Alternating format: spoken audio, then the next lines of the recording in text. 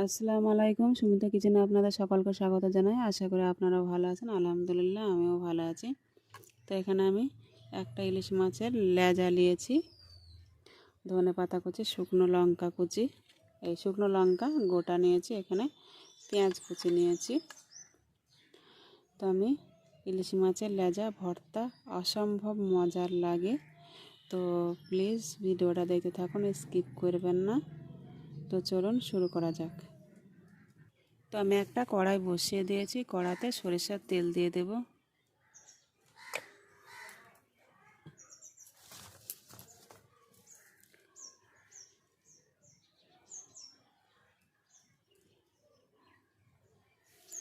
তেল গরম হয়ে এসেছে, আমি ইলিশ মাছের লেজাটা একটু ভেজে নেব। তো এক পিঠ হয়ে গেছে, অপর পিঠ উল্টিয়ে দেব।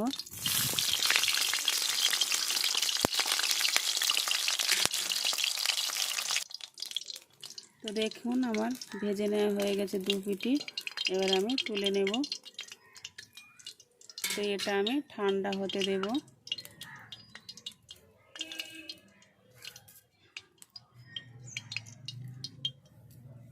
তো ওই তেলে আমি শুকনো লঙ্কা 4টে ভেজে নেব।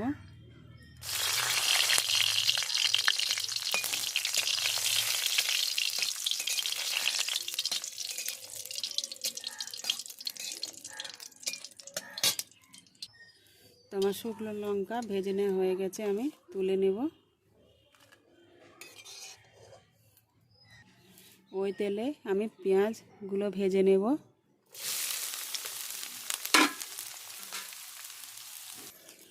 লবণ দিয়ে ভালো করে কিছুক্ষণ আমি ভেজে নেব।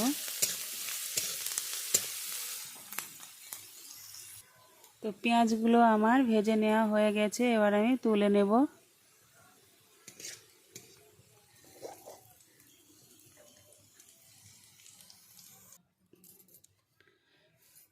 এবার এখানে আমি ধনেপাতাগুলো হালকা ভেজে নেব।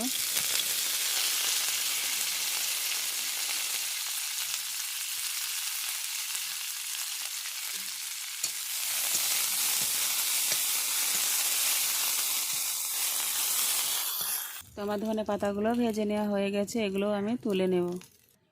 তো ইলিশ মাছটা এবার আমি ভালো করে বেছে নেব।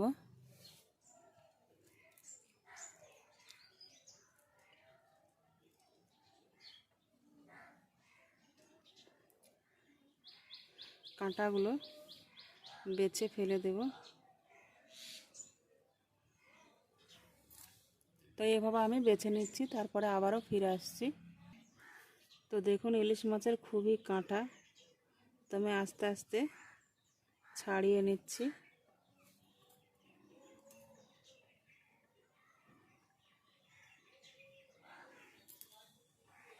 তো ইলিশ মাছটা আমার বেছে নেওয়া হয়ে গেছে। তো আমি এবার ভর্তাটা বানিয়ে নেব।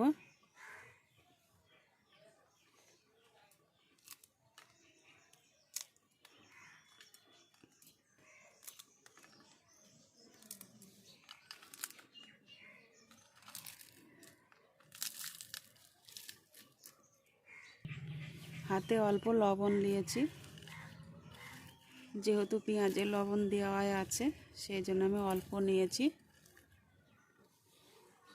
তো আমি যে পেঁয়াজটা ভেজে রেখেছিলাম আর ধনেপাতা এটা দিয়ে দেব।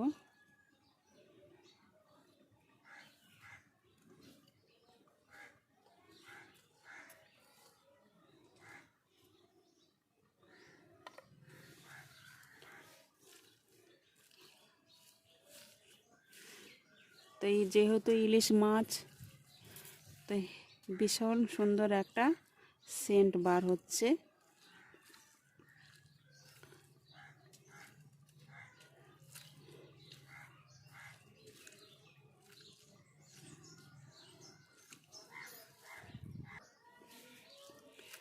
তো আমার ইলিশ মাছের লেজার ভর্তা রেসিপি রেডি।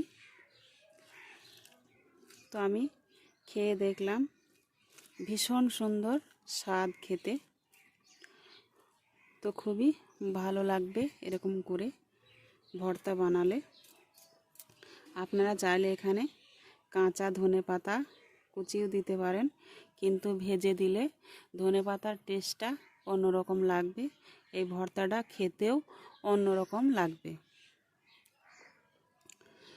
তো যেহেতু এটা ইলিশ মাছের ভর্তা, খেতে একেবারে অন্যরকম স্বাদ। তো কেমন লাগলো এই ভর্তা রেসিপিটা অবশ্যই কমেন্টে জানাবেন। আর কালকে দেখা হবে আবার কোনো নতুন ভিডিওর সঙ্গে রান্নার। ততক্ষণ সুস্থ থাকুন, ভালো থাকুন, খোদা হাফেজ।